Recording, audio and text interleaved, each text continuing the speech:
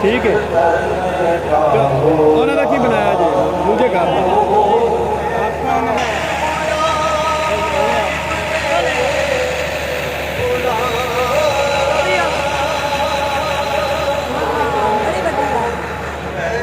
کھدی جاندے نے آئے ملاتے نے کام چیک کرو انہوں نے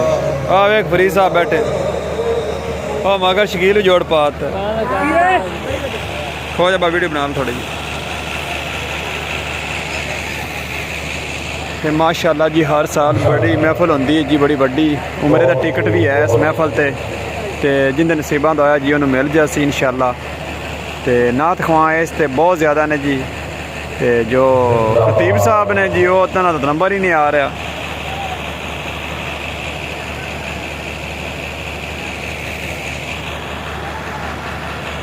حاضرین گرامی قدر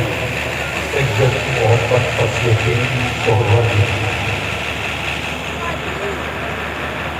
ان کے شاگرد حاضر غلام رسول صحبت مقصد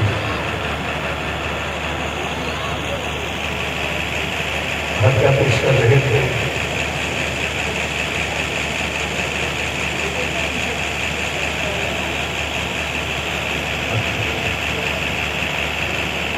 حضرت علامہ مولانا